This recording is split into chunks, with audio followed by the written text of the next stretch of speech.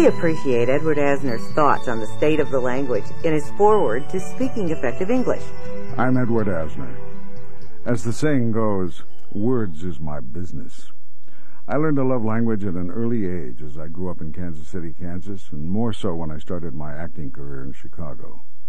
As a youngster, I was very much aware that a command of the spoken word was invaluable to achieving professional as well as personal success. One's voice is out there every day, making a positive, or a not-so-positive, impression on everyone with whom we come in contact. Yet so many people take their voice and the way they speak for granted.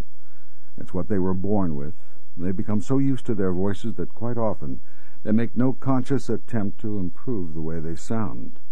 A more pleasing resonance, cleaner articulation, and the choice of a more colorful and interesting vocabulary would certainly help.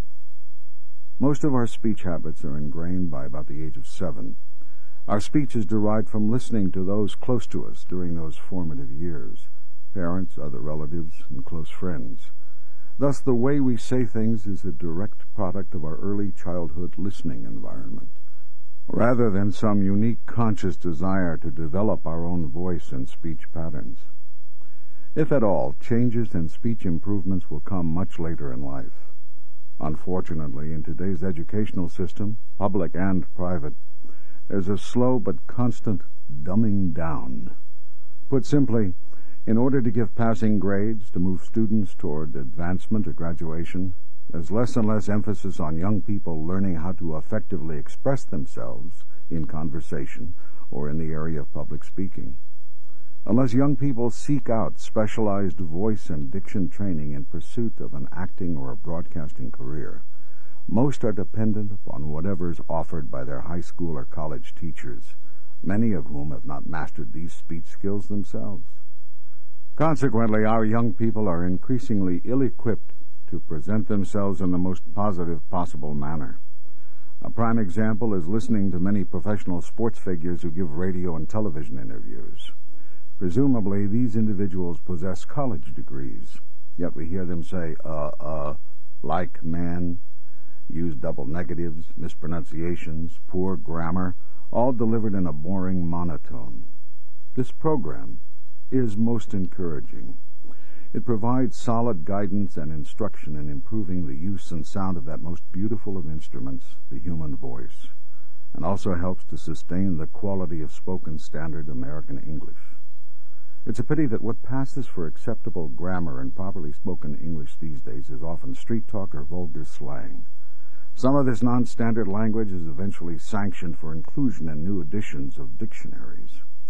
While it is true that American English is a living language and therefore is constantly undergoing change, there's an art to making oneself adhere to proper and correct usage when speaking it.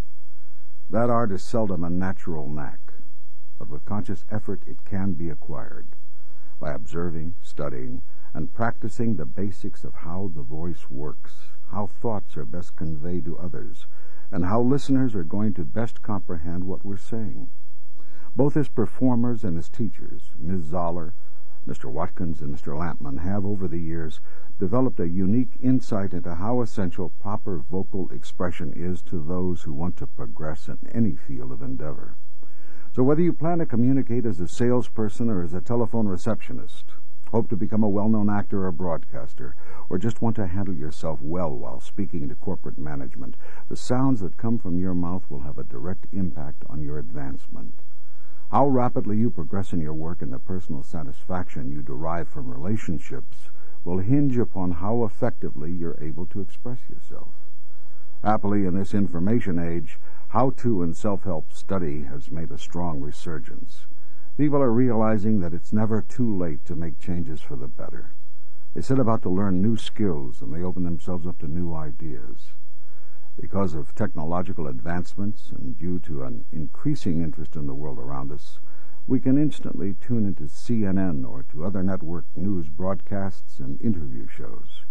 We can hear a fairly good sampling of the various shadings and permutations of American English speech. By listening to polished speakers on television, radio, and audio-taped books, and then by imitating what we've heard, we gradually can improve the effectiveness of our speech. As vocal shortcomings are eliminated, people then can begin to open new doors for themselves in society. Their self-confidence will grow. They will realize that they are truly learning to speak with new power. I've worked with some of the best actors in the world, in everything from sitcoms to Shakespeare. Many of these fine actors started out in disparate vocations, as waitresses, salespeople, office workers, even as doctors and lawyers. But that acting bug, that urge to perform, was implanted somewhere along the way in their lives. Without exception, every one of these individuals realized early in their careers what a remarkable asset their voice and manner of speaking could be. They realized that speaking well was vital to winning auditions and to earning a living in their chosen craft. We're all actors, even if only in our everyday lives. Speaking effectively can enable us and empower us to move others to cry or laugh, to feel anger, to become inspired, all because of the power of the spoken word. On stage and in our homes and offices, we all must learn to communicate with style. I commend the authors of this audio book for recognizing the need to improve one's voice and speech. No one starts out with a terrific voice or with the ability to speak well. We acquire these skills little by little, listening to our teachers and learning from articulate people around us. And I commend you, the reader, for dedicating yourself to taking this important step. Whether you want to be an Academy Award-winning actor, or if you're just trying to enhance the opportunities life brings your way, you owe yourself a huge pat on the back. You are taking an excellent first step by studying voice and speech improvement. Now persevere. I truly wish you well. I'm Betty Pierce Zoller. These are some of the sounds of speech: loud, soft, harsh, pleasant, sometimes understandable, sometimes unclear. There are many languages in the world. This audiobook is concerned with speaking effective American English. Whether you're a natural English speaker or, for you, English is a second or foreign language, this program is intended to help you improve your speech. Everyone can always improve. We speak at least 1,000 words for every one that we write. Few skills are more important to an individual's well-being than the ability to speak clearly, persuasively, and effectively. And I'm Hugh Lampman. Spoken language is really a series of sound signals. Humans signal each other by the words that they choose to convey their thoughts, by their tone of voice, by their pitch inflections, and by the stresses and accents they place upon certain words and phrases. In this program, we are your guides. We're your speech role models. We'll discuss many areas of speech, including how you can improve the sound of your voice, the mechanics of speech, and how your voice is produced, and how you should care for it. I'm John Arthur Watkins. You'll learn about public speaking, effective telephone techniques, how to help your children and grandchildren improve their speech, and much more. We are experienced voice coaches, teachers, and radio TV personalities. We're authors of books and audio tapes in voice and speech. Our products are distributed worldwide. As teachers, authors, and publishers, we've combined our knowledge and experience to produce this audio program. The fact that you're listening to us proves at least two things. You realize how important it is to your future to speak effectively and expressively, and you understand that accomplished speakers are made, not born. You're correct on both counts.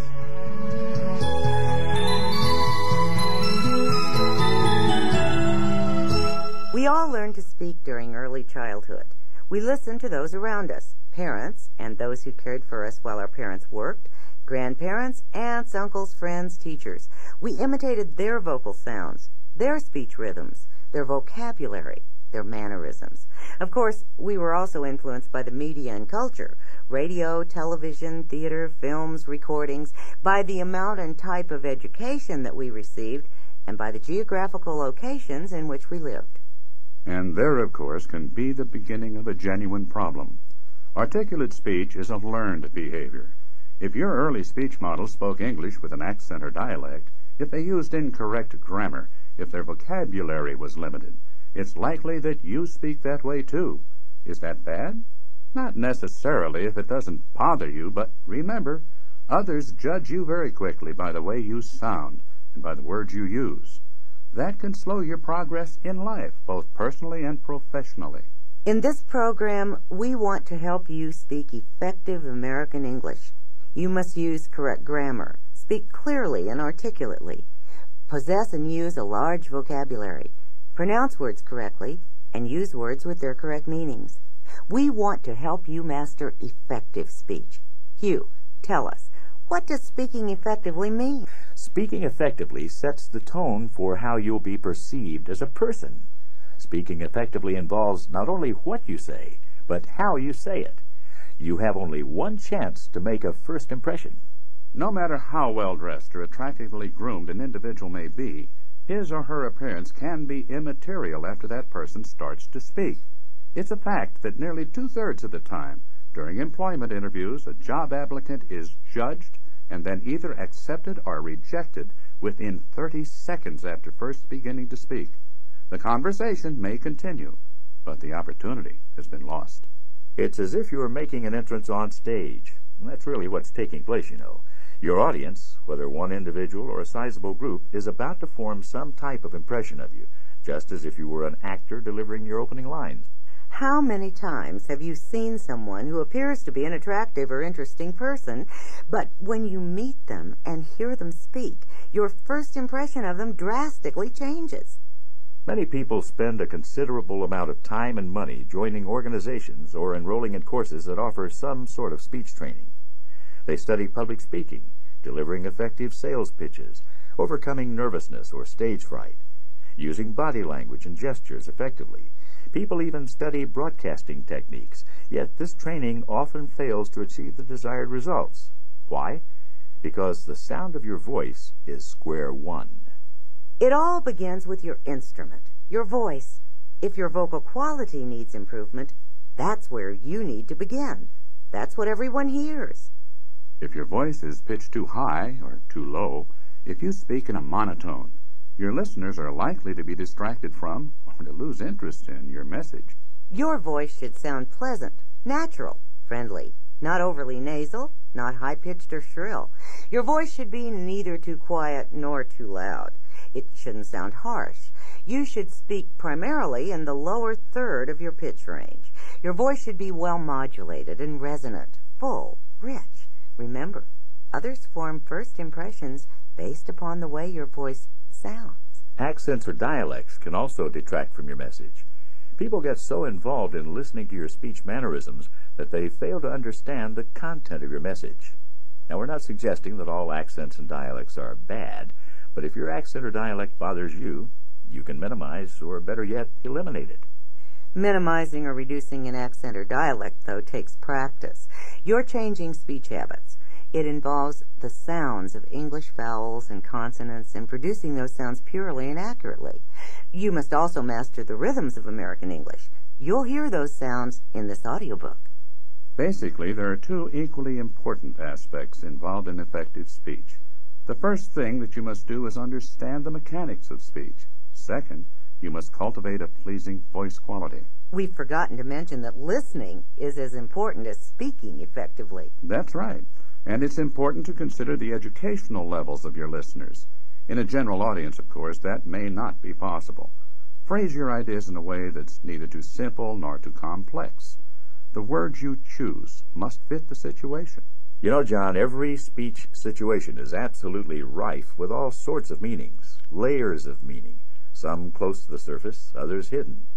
But linguists, those who study language, have listed the component parts of most speech situations. By naming and explaining these parts, they've made it easier for us to understand how the situations in which we speak should affect the ways in which we speak. In every speech situation, some speakers have greater power or more dominance than others. For example, a boss is more powerful than a job applicant or an employee. A parent has more speaking power than a child. In some speech situations, an older person is more dominant or powerful than a younger person. Every speech situation has an act sequence. This has to do with the way that things are supposed to happen, the whole scenario beginning to end. For instance, a college lecture may end with a question-answer session. A corporate board meeting usually has a fixed agenda. Also, every speech situation has a certain tone or mood. The tone or mood is often created because of the way in which speakers are situated. For instance, are the speakers lying side by side on a beach? Are they conversing on the telephone? Are they facing each other across a table? Are two speakers sitting at the ends of the table while other people are sitting along its sides? Finally, there are specific events that are supposed to happen in each speech situation. That's referred to as a speech convention. Perhaps the speaker is supposed to end the conversation by bowing and kissing the other person's hand. Some speech makers believe that every formal presentation should begin with a joke or a humorous anecdote. A meeting often begins with the phrase, "I now call this meeting to order." These conventions vary from situation to situation and from culture to culture. It's imperative that you make yourself aware of the conventions that apply in any speech situation. International businessmen and women have discovered that speech conventions are extremely important. They may form unflattering or erroneous opinions when those conventions are not observed. On job interviews, when first conversing with an individual and when addressing small or large groups, the first few seconds are critical in setting the tone for how you'll be perceived. If he has an annoying regional accent, uses incorrect grammar, has a limited vocabulary, if she has an irritatingly shrill, piercing voice, sounds whiny or bossy, or doesn't articulate her words clearly, it's an immediate turn-off. This isn't someone whom you would hire or proudly introduce to your friends and business associates. This doesn't mean that everyone should try to sound like a professional actor or broadcaster. All of us have qualities unique to our own way of speaking, our individual voice print, as distinctive as our fingerprints. Our voice is very personal and an important part of our identity. Some natural characteristics of our voice may be very appealing. The idea is to take the voice with which you've been gifted and give it the very best sound that you can, with the right type of practice, by paying attention to the quality of your voice, and by knowing how to properly express yourself. You'll almost immediately improve your opportunities in job interviews, social situations, in selling, and in running a meeting or addressing groups of people. Let's say it again. It all begins with the instrument, your voice.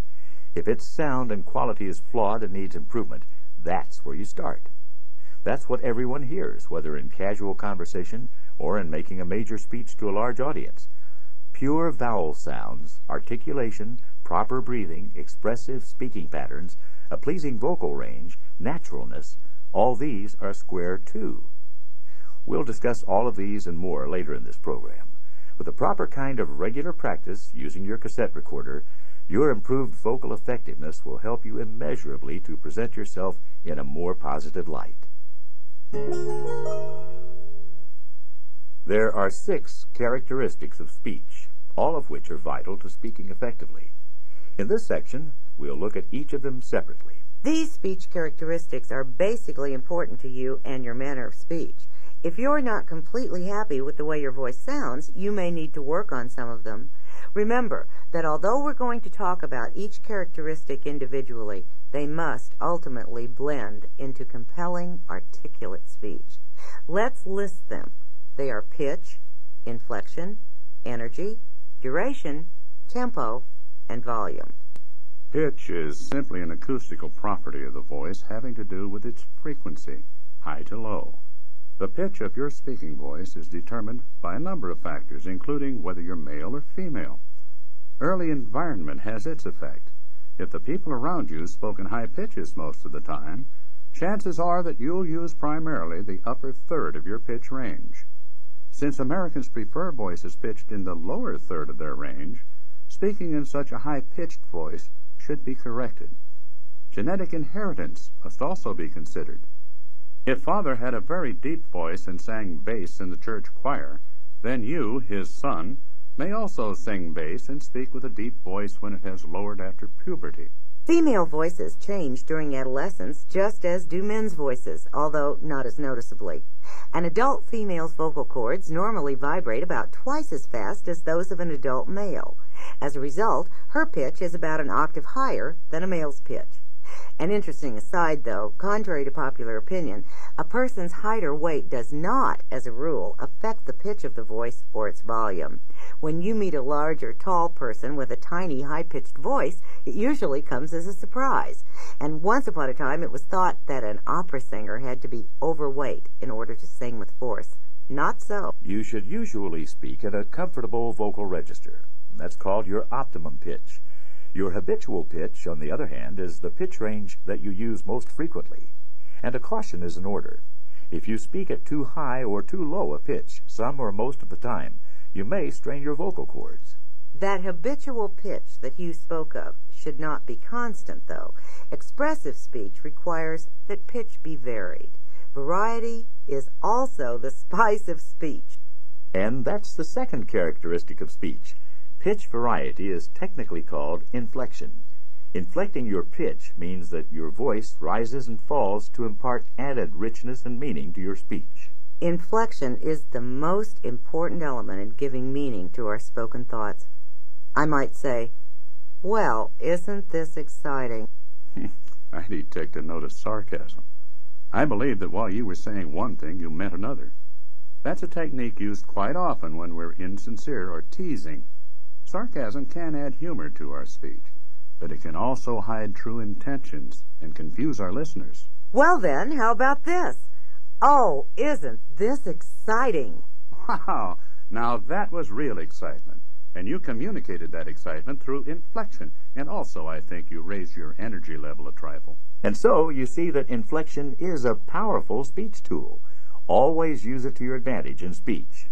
Let's move on now to the third characteristic of effective speech, energy. That's the level of enthusiasm with which you speak.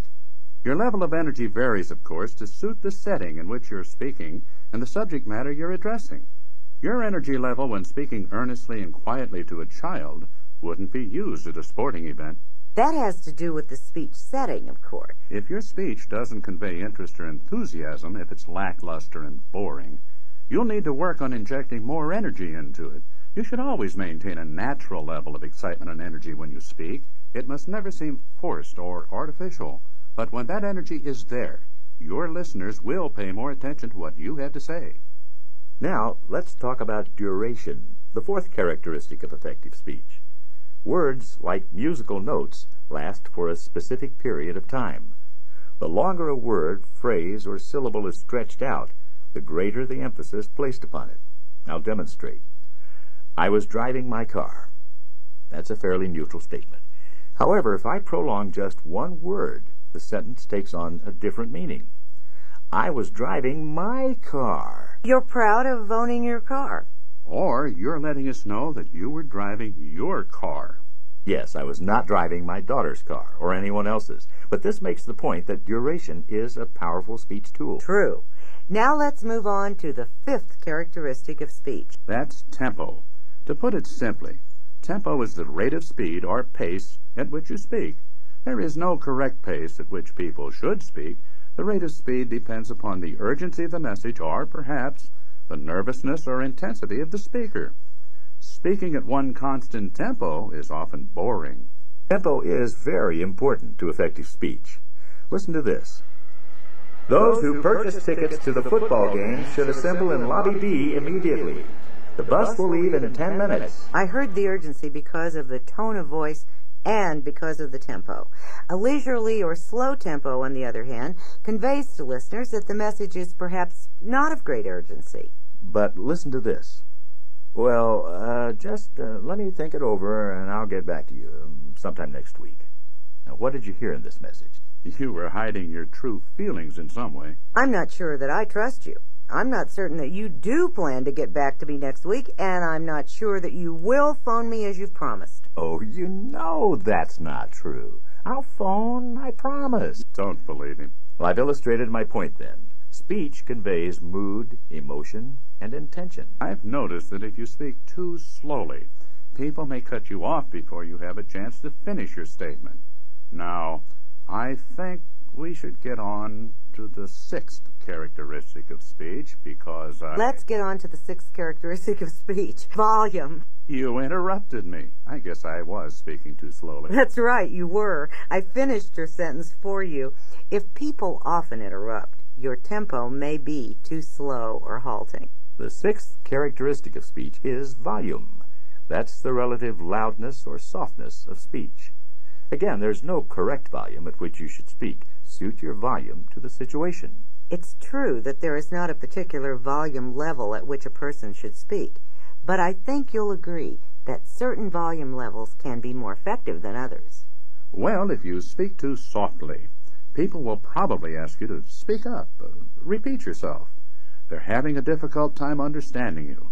You may be perceived as timid, shy, uncertain, unsure of yourself, or unknowledgeable about your subject. But if you speak too loudly, you may be perceived as overbearing, bossy, a bully, a braggart. Your social invitations will dwindle, and your circle of friends will undoubtedly shrink. Your volume level should be appropriate to the situation. A loud volume is best suited to a crowded and noisy room or when you're addressing a group without a microphone. You can speak more quietly when you're in a small, quiet room or when you're talking with just a few people near you. Varying the volume at which you speak is an effective technique for making your speech more entertaining and engaging. As the phrase goes, if you want to capture someone's attention, whisper. Yes.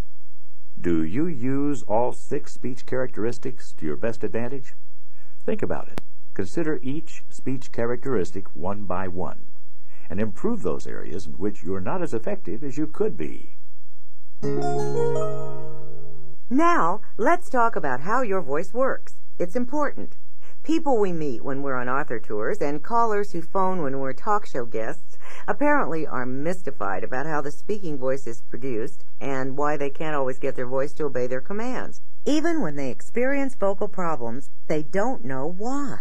They need to understand that in every case, there's always a physiological reason for everything connected with voice and speech. Oh, I guess it's just one of those ho-hum subjects that people expect to be dull and boring. And I'll admit, a subject is frustrating if you don't understand it. But understanding vocal production is fundamental to becoming an effective speaker.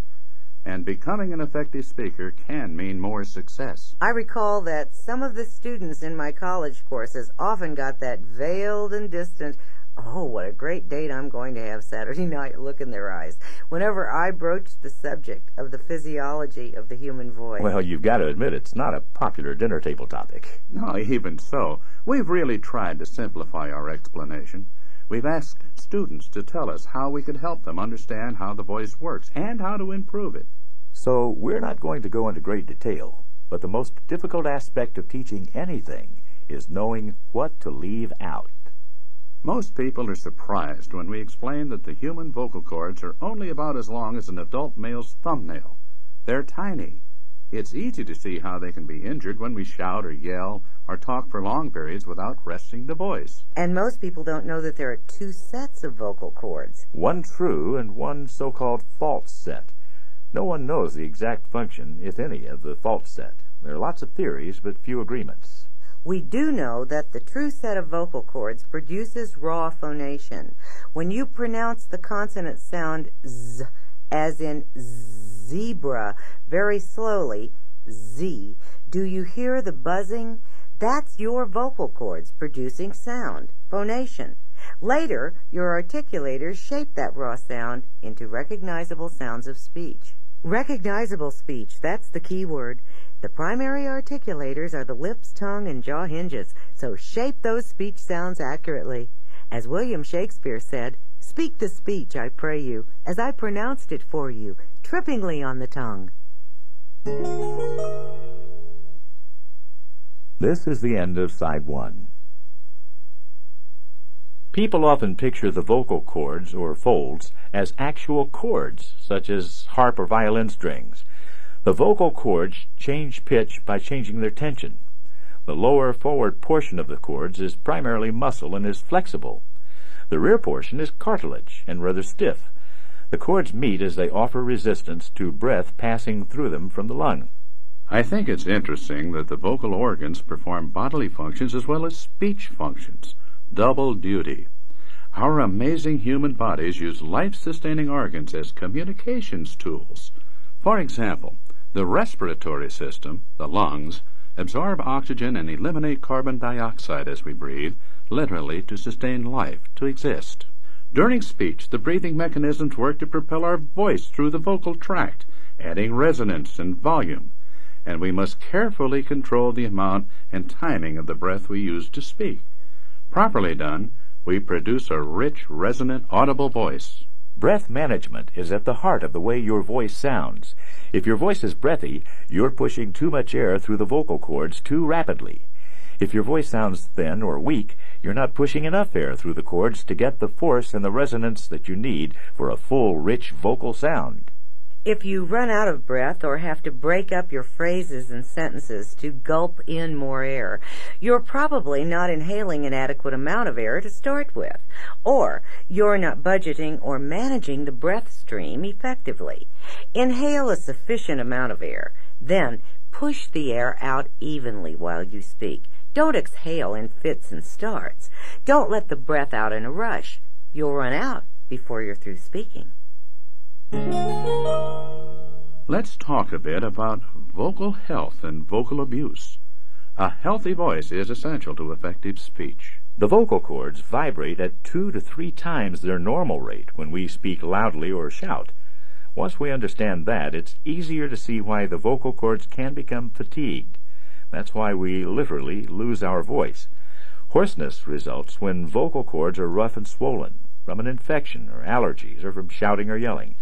They can't meet or touch at various points along their length to produce sound. It's true that the vocal organs are sturdy, but they do require care and maintenance. Most injuries to the vocal organs could easily have been prevented.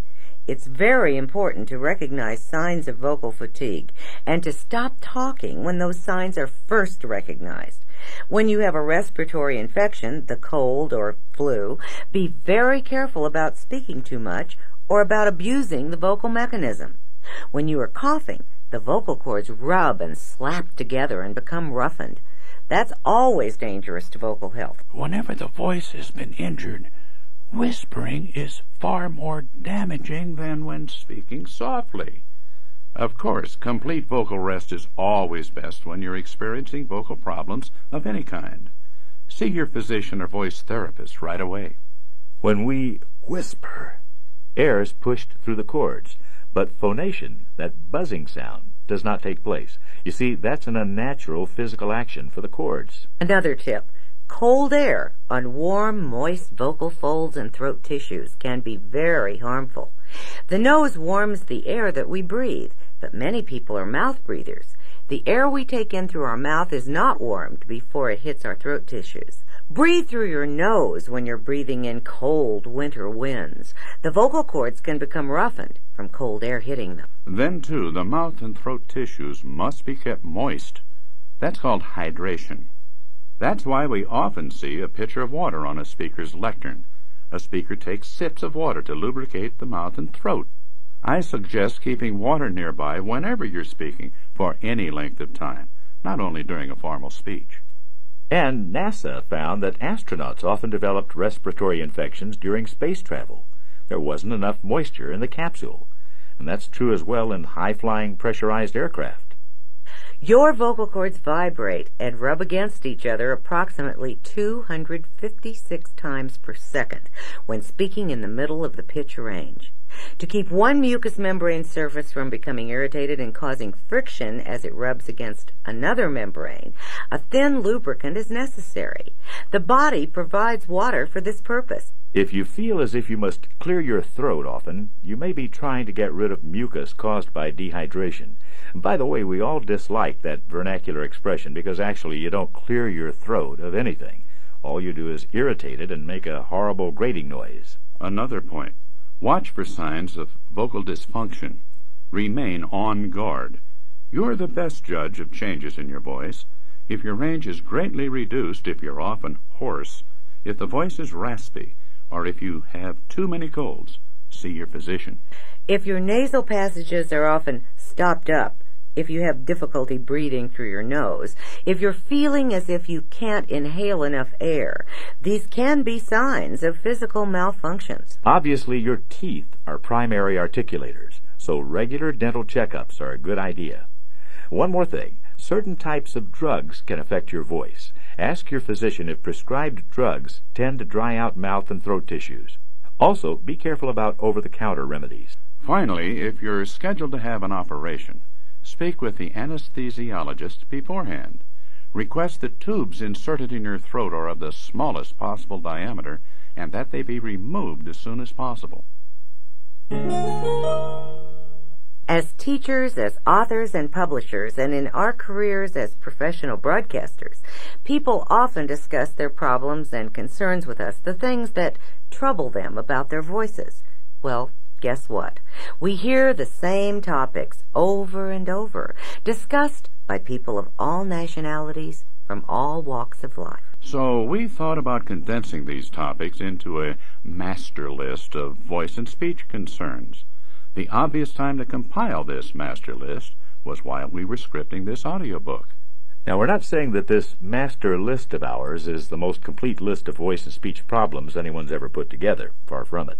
But we do believe that it's worthwhile to discuss the voice and speech problems that others often relate to us. You may have similar concerns, so here goes. Many people tell us they don't like the nasal quality of their voice.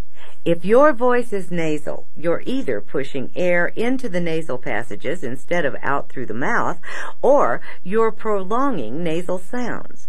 Now, of course, a medical problem, enlarged adenoids or tonsils, a deviated nasal septum, allergies, a cold, may be causing you to speak with a nasal tone. But barring those, nasality can be corrected by performing simple exercises on your own. We suggest that you record the following exercise and notice if you sound nasal on the second word of each pair. Now, repeat the following word pairs. Man, mad. Dime, dice. Sand, sad. In each word pair, the first word contained a nasal consonant, M or N. The second word did not. Did your voice sound nasal on the second word of each? If so, you're putting nasal sounds where they don't belong. Let's say these word pairs once again. Man, mad. Dime, dice. Sand, sad. Among the questions we've been asked is, why does my voice get tired so quickly? Why do I get hoarse and lose my voice? Well, if you still don't know why, we gave reasons in the section of this program on how your voice works and how to take care of it. You may want to replay this section of the tape and listen to our explanation once more. How can I control my anxiety, my stage fright, when I must deliver a speech or make a formal presentation? Put your attention on the listener instead of on yourself. Concentrate on your message to the listener. Subdue your ego. Try to relax before you speak. Take a few deep breaths. A sip of water. Sit quietly by yourself and review what you're about to say. Read some of the excellent books on stage fright. There are many in your libraries and bookstores. Insecurity and lack of self-confidence lead to stage fright and performance anxiety. Probably the best advice we can give to you is improve your voice and speech to the point where you feel confident as a speaker. People only feel good about things they believe they do well. People often ask, how can I become a more lively and interesting speaker? We discussed that in the portion of this program dealing with the characteristics of speech. Also, be sure that the words you use are colorful and interesting. We'll discuss vocabulary a little later in this audiobook. Interest in your subject always shines through. Make sure that you're in a good frame of mind, positive, upbeat when you speak. Your energy level is vital to becoming an interesting speaker. And smile. Use those eyes. Look bright and interesting. Later, we'll discuss speaking energetically on the telephone. How can I get rid of my accent or dialect? A later section of this audio program will address that topic. Also, we will address the production of vowels and consonants and speech rhythms of standard American English. Unless you produce such sounds accurately, you will continue to speak English with an accent. A frequent question is, how can I help my children to speak more effectively? Start working with them when they're very young. Parents, if you are not a particularly good speech model for your children, make certain that they're exposed to people who are. Choose television programs wisely. Many improper speech models are on television these days. Many of our athletes and media celebrities are not good speech role models for the young. Children speak by imitating those around them. That's the best advice we can give. Make sure that you provide your children with effective voice models to imitate. If your child's school doesn't offer speech training, make waves. Stand up for good speech. Your children should be able to take part in an interesting dinner table conversation with adults and with people their own age. Practice the art of conversation with your children by talking about things they're interested in. Insist on good table manners, and that includes listening and talking during dinner. This skill must be learned, and parents, you're the teacher. Your children should be taught to use the telephone correctly. Answer the family's phone with an appropriate and polite greeting, and teach your youngsters how to take messages for you. Children should understand that a phone call should be to the point, not a marathon talking spree. Limit a call's length. Remember, children learn by example. If your telephone skills are not in place, you can't expect your children's to be. Introductions. Teach your children how to introduce someone to you and how they should introduce themselves to others. Teach your children exactly what they should say. For instance, Mrs. Roberts, this is my mother, Harriet Jones. Or, hello, Mrs. Roberts, I'm Johnny Jones. I'd like to introduce you to my mother, Harriet Jones. When introductions aren't quite right, correct the child gently. And remember, don't forget to praise them often. Practice makes nearly perfect. Shuffling your feet and staring at the ground while mumbling is not acceptable when meeting someone, and it's your job, parents, to teach these important life skills. If you have it explained, don't complain. Another tip, public speaking prowess starts in early childhood. Take advantage of every opportunity at your church, a social club, a family gathering for your children to speak, to make an announcement, to toast the bride and groom. Performance anxieties will be greatly reduced in adulthood if children are encouraged to speak in public. Teach listening skills, too. Children must know when to be quiet and when to speak. But remember, never correct in a scolding or angry manner.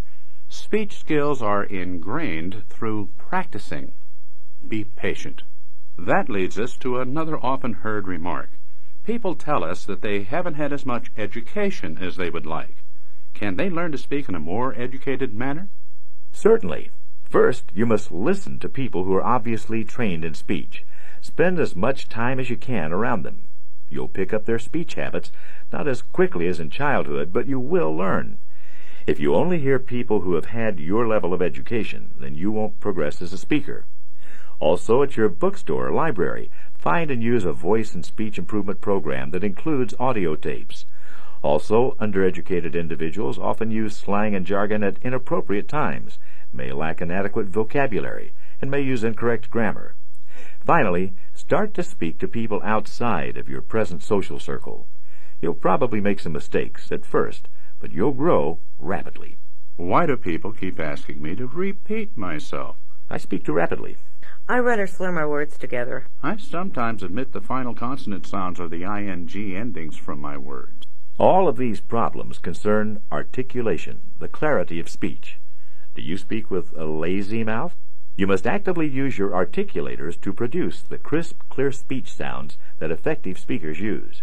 We'll discuss the production of vowel and consonant sounds later in this program. Speak naturally and convincingly. Although we live in a world of fast cars, fast food, fast travel, speech improvement takes time. It's never a quick fix. But take heart. It's faster than you may imagine. Now it's time to consider some specifics to put the basic speech improvement tools in your kit. In sequence, we'll consider the building blocks of speech, vowel and consonant speech sounds. Then we'll put that knowledge into motion with the mechanics of speech, the articulators, and bring it all together as, say this one fast 3 times, articulatory agility. Articulatory agility. Articulatory agility. Articulatory agility. In school, you probably were taught that there are 5 vowels in the English language. Some of us may not be aware, however, that there are actually 12 vowel sounds in the language. The difference is that between the printed page and the spoken word. Let's talk now about producing pure vowels. Pure vowel production is basic to speaking without an accent or a dialect. How do you pronounce pure vowels? What are the vowel sounds of standard American English? We'll explain and demonstrate. Vowels are classified primarily according to the position of the tongue in the mouth. Thus, there are front and back vowels. The tongue is primarily active in the front of the mouth when front vowels are produced, and it's primarily active in the back of the mouth while producing back vowel. While there are 12 vowel sounds in the English language, there are some that lie between them. However, they are seldom used, so we generally say that there are 12 vowel sounds. To clarify, the vowels in the printed alphabet are A, E, I, O, and U.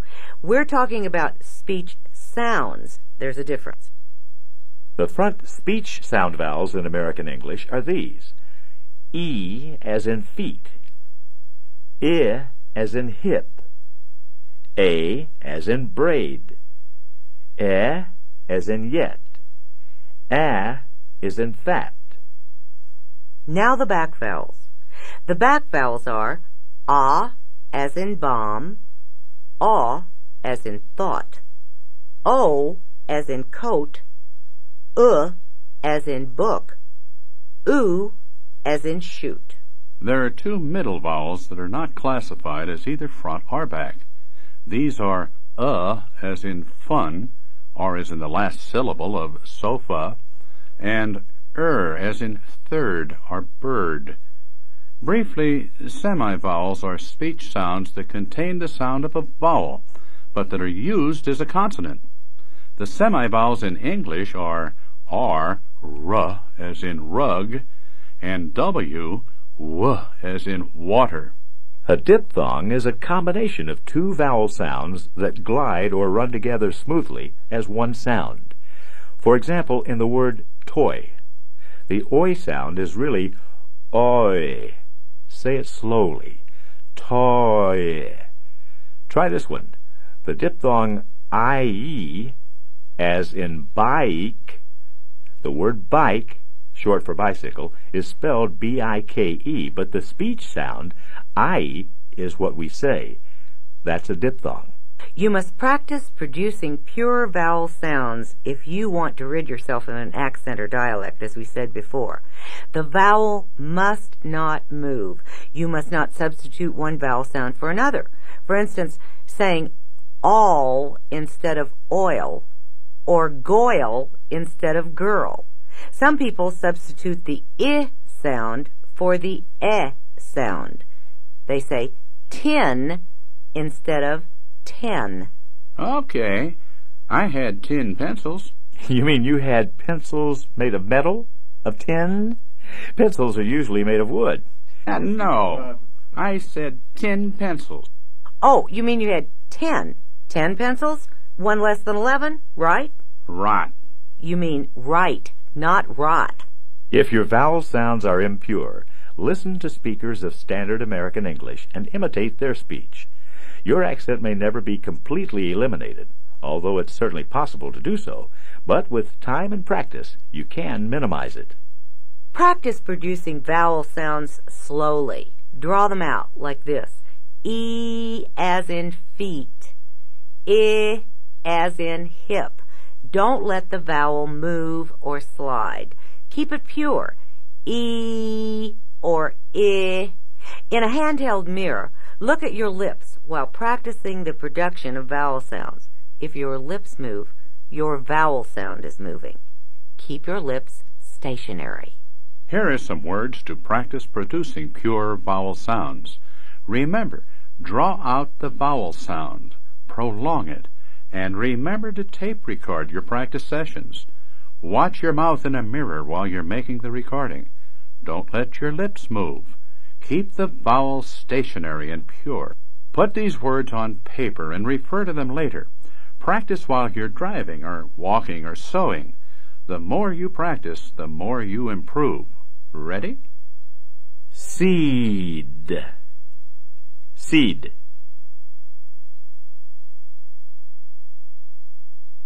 Hip. Hip. Lady. Lady.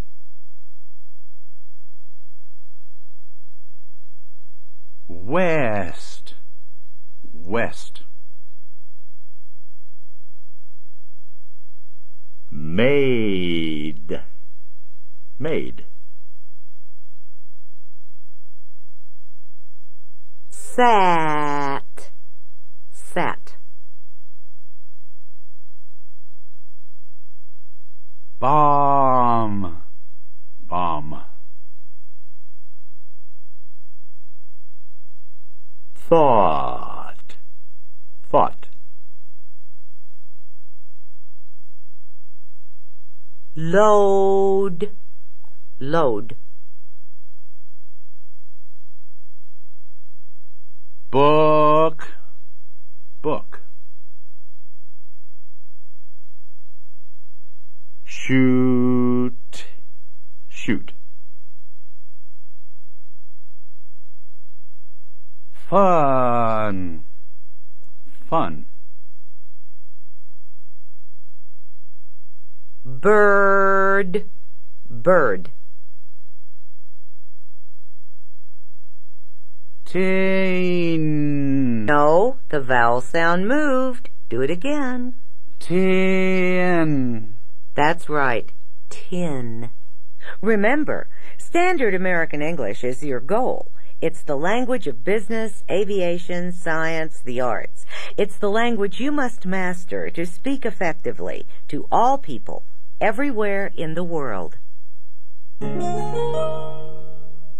Now, let's briefly discuss consonants.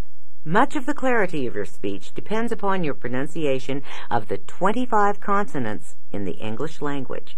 Consonants are speech sounds formed by first blocking air off at some point in the vocal tract and then releasing the airstream at another point in the tract. Briefly, there are at least 3 ways to classify consonants. But let's look at one of the simplest classifications, whether the consonants are voiced or unvoiced. For example, consider the consonant B, as in the word baby, and P, as in papa. Both sounds are formed in exactly the same way. The breath is first blocked by the lips, then released as a quick puff of air. The difference is that the vocal cords vibrate or produce phonation when B is produced, but they don't when P is formed. If you listen closely, as you carefully produce the consonant B, as in baby, you'll hear a small grunting noise before the B sound is formed. That buzzing noise was produced by the vocal cords, so B is a voiced consonant. Now, once again, form the consonant sound P, as in papa. It's a puff of air. No phonation is present. As Benny said, these speech sounds are classified according to several systems. Another classification system involves the ways in which sounds are produced by the articulators. B and P are also classified as plosive consonants. Think of them as explosives and you'll get the idea. They can sound like miniature explosions, especially if you're speaking into a microphone. We'll give you some tips about speaking into microphones later in this program. Suffice it to say, spoken face-to-face, plosive consonants can also produce a mini shower. So work on producing plosives in a less dramatic manner. That simply involves releasing the air in a more controlled way.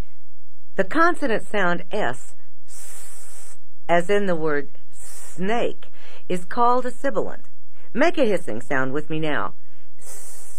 That sound is produced by friction as the airstream passes through the articulators, in this case, your teeth. Notice that as you produce an S, the tongue is slightly cupped, with its tip very close to the front teeth. The teeth are almost touching, and the lips are slightly spread. Another group of consonants are called semivowels because they include a vowel sound but are used in speech as consonants. Produce the semivowel R, as in rough. Produce it again slowly. You'll discover that this sound is actually R. A vowel sound starts it. However, the speech sound R is used as a consonant. The alphabet letter W, the speech sound W, as in water, is classified as a consonant. but it uses a vowel sound. Pronounce it slowly. Water. Water. You see, the w sound actually starts with the vowel sound oo. And watch out for nasals. There are only 3 primary nasals in the English language. M, in, and the ing ending of many words, swinging, running. They may cause excess nasality if you prolong them. The inaccurate or incorrect production of the consonant sounds of standard American English, or omitting consonants from certain words, also can lead to speaking an accented form of American English. For example, a speaker may say farm instead of farm, or business instead of business. But it's also important to add that the educational level attained by a speaker, his or her social background, ethnic heritage, and even age or gender can lead to speaking standard American English with an accent or a dialect. In a study of working-class laborers in America, women were found to use the ing ending on words more frequently than men. Another study found that people whose income fell below a certain level were more likely to omit the R from words. Still another study looked at how many college students left out the final T in words during informal conversations. Fascinating. Intriguing. Okay, enough already. That's a vernacular expression. Also, we must not forget to mention the importance that speech rhythms play in accents and dialects. People who learn to speak English as a second language may experience a great deal of difficulty mastering the native rhythms of standard American English speech. The stresses placed upon some syllables and the ways in which words are combined, along with the accents and stresses placed upon them, causes language to have rhythm. Children learn these speech patterns and rhythms from modeling after elders. But if an accented form of American English is spoken to a very young child, those accents will, of course, be imitated. So, if you grew up around people who spoke a particular form of American English with an accent or a dialect, and if that is now unsuitable for your current lifestyle, you may need to work on learning new and better speech habits. Everyone can always improve, no matter how well they speak. And adults are the greatest learners in the world. This is the end of Tape A. To improve your voice and speech, it's essential that you record your voice on a regular basis.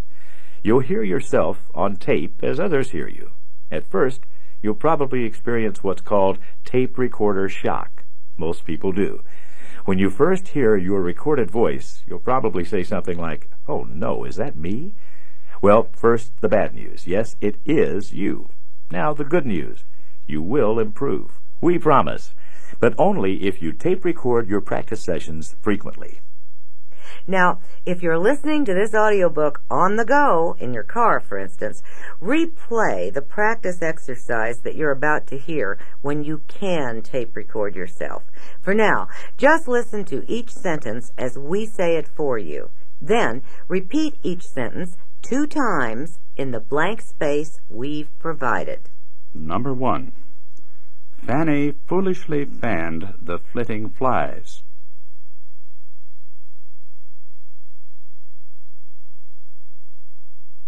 Number 2. Take Tina's tiny tin teacups.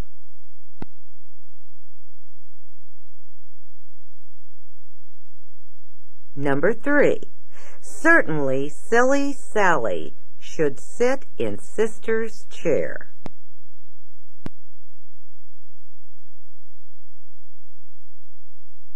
Number 4.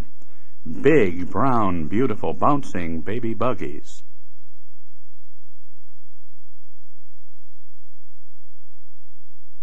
Number 5. Paul promised pretty Polly polished pineapples.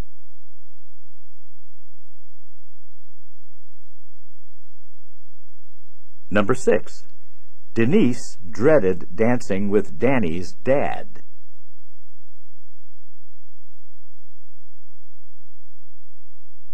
Number 7. Talented Tom Tinker told the teacher 2 tall tales.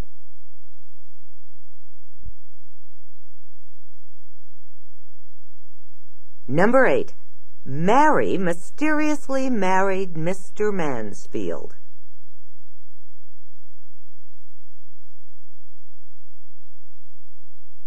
Number 9.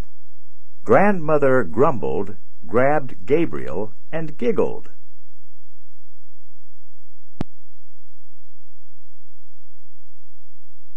Number 10. Quick, quiet cats and kind cattle cannot compete.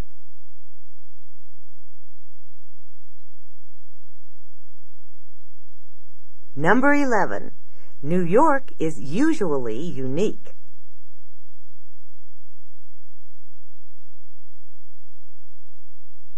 Number 12. Oil soils Roy's boys' toys.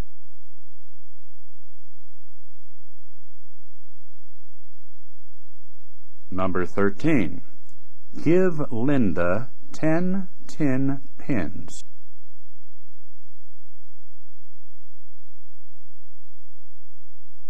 Number 14. Mary sharing shimmering seashells.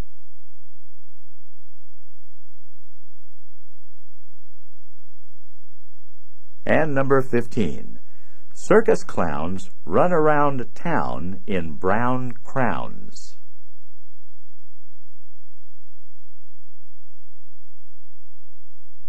To use a vernacular expression, are you sometimes at a loss for words? Words are powerful, and powerful speech requires a better-than-average vocabulary. You must own a large number of words. You need them to convey precise meanings. You need them to add spice to your speech. Speech acquisition follows similar paths in all cultures. Children start speaking by using single words. Daddy, doggy, candy, friend. Then children put a few words together. Come inside, Mommy. Doggy, come to Jennifer. Next, at around the age of 4, most children can talk about what is happening around them. They build vocabulary as they learn words that refer to people they know, to activities in their lives, to common household objects, clothing, animals, automobiles, toys, and games. The average child of 1 year has learned about 10 new words each month. By about 8 or 9 years, most children have fairly extensive vocabularies and are gaining language skills rapidly. And by then they are reading, and reading voraciously. If they are reading well and voraciously, their reading skills will grow. We learn our first words and phrases because those around us repeat things to young children. Put on your gray trousers and red shirt, please. Now, please, it's time to go to school. Hurry, you're going to be late and miss the bus. Now, give me a great big hug. Through repetition, we learn the meanings of words and how to combine them effectively with other words. However, if those who cared for you in early childhood did not always use words with their correct meanings, or did not possess a large vocabulary, you may now need to beef up your vocabulary in order to speak more precisely, colorfully, and effectively. Beef up, eh? Voila! As the great American poet Carl Sandburg once observed, English hasn't gotten where it is today by being pure. Far from it. English has welcomed words from everywhere on the globe, from most of the languages in the world. Browse through just a few words in your dictionary. You'll be amazed at the derivation of many of those words. Use the guide to pronunciation that every dictionary contains in its introductory pages. The symbols and markings are pronunciation clues that guide you in pronouncing words correctly.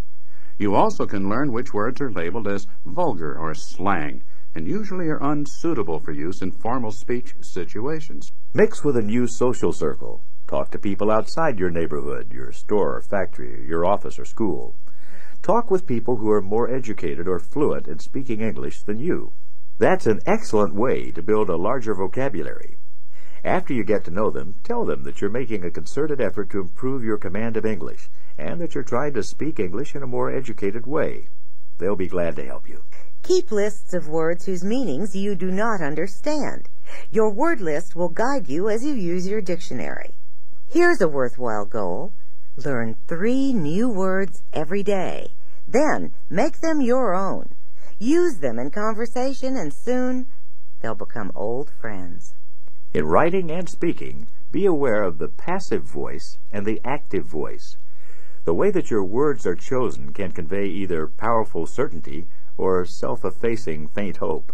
For example, in a job interview, if you say, "My background in making effective telephone sales calls is extensive," you've couched your credentials in the passive voice.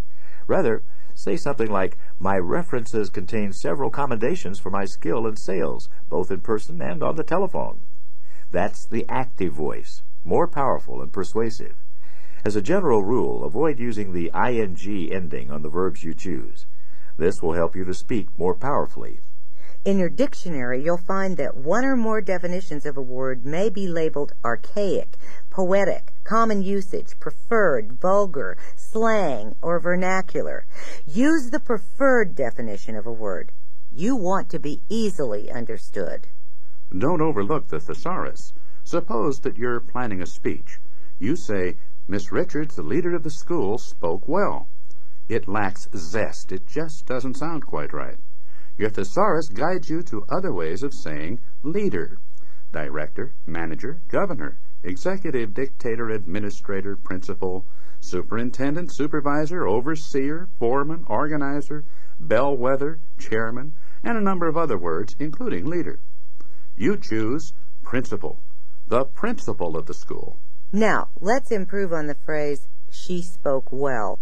One could say she spoke brilliantly, or perhaps at great length, or she spoke eloquently. The thesaurus and other books on language and speech will provide substitute words that you could use in this or other examples. You'll discover words that have much more flavor and a more precise meaning. Eloquently, superbly, masterfully, commandingly, convincingly. There are many words that would be preferable to the word well in the example John gave. An excellent way to expand your vocabulary is by reading. We encourage you to become an avid reader. If you speak English as a second language or a foreign language, or if you lack formal speech training, reading is a must. Listening to radio and television broadcasts also will add to your storehouse of words if the broadcasters to whom you listen speak standard American English. But take care. Speech standards, even on radio and television, have become more relaxed in recent years. Non-standard vocabulary and incorrect grammar will often be heard. Speech habits are always easy to acquire and difficult to change. There are two problems, however, with building a larger vocabulary by reading the printed word. First, you must understand a word's meaning, and second, you must be able to spell the word. Often we guess at the meaning of a word by what precedes or follows it. The context of the passage in which the word was used provides clues to its meaning. And you must be able to spell the word in order to find it and its meaning in the dictionary. Oh, the dictionary. That's a big book with dust and cobwebs on it that many people store on a high shelf in the closet and seldom use. Is your dictionary languishing on a high shelf? If so, change that. Keep your dictionary on the kitchen counter, on your bedside table, or in your book bag at school or college. Powerful speech requires a powerful vocabulary, and all other things being equal, speaking effectively and persuasively can gain the competitive edge for you. Dialects are spoken naturally by most children. It's the teacher's job to reduce the child's use of dialects as heard in the streets, in schoolyard, or at home, and to lead the child to a command of a more educated or formal manner of speech. When this doesn't occur during the school years, children grow up speaking a dialect, often for the rest of their lives. Every speaker should be able to speak in more than one way. The vernacular way, that may well include a dialect, and also in a standardized, more educated manner. You must understand clearly, however, that speaking with a dialect can slow your social, professional, and economic advancement in the mainstream of America. Usually, when someone asks, "Where are you from?" you're speaking with a regional or a foreign accent or dialect. You might answer the United States, Canada, Alabama, New York, or South Jersey. In fact, some neighborhoods foster speaking with a dialect. You can determine that someone is from the east side of a certain town simply by hearing them speak. The problem is that dialects belonging to the same language are not always understood by everyone who speaks that language. Also, there's often a chain of dialects spoken throughout a region. People who live at distant points along that chain have difficulty understanding one another. American English is a dialect. That's right. It's a dialect of British English. Americans not only use certain pronunciations and stresses all their own, they use some words and phrases which are not found in British or Australian or other forms of English. Today, identifying a speaker's origin based upon dialect or accent is becoming more difficult. Most people do not live their entire lifetime in one single geographical region. They move from place to place. Also, radio, television, films, and recordings have exposed all of us to many ways of speaking many languages. We all speak using different language styles, depending upon the various speech situations in our lives. We vary our manner of speech and our dialects or accents when the people with whom we're speaking are family, close friends, younger or older than we are. Generally speaking, the dialects found in the United States are Northern, Midland, and Southern English. Northern English is spoken primarily in New England, the Hudson Valley, New York City, and adjacent areas. Midland English refers to the dialects spoken in the Delaware, Susquehanna, and the Upper Ohio valleys, and in West Virginia, Eastern Tennessee, and Kentucky, the Upper Potomac and Shenandoah valleys, and Western California. The Southern English area includes Virginia, North Carolina, the Cape Fear and Pee Dee valleys, and the South Carolina Low Country. People who speak American English with a northern dialect may say angleworm instead of earthworm, or pit instead of seed, as in a cherry pit. In the Midland dialects, you fry bacon in a skillet rather than in a pan, and pull the blinds instead of the window shades.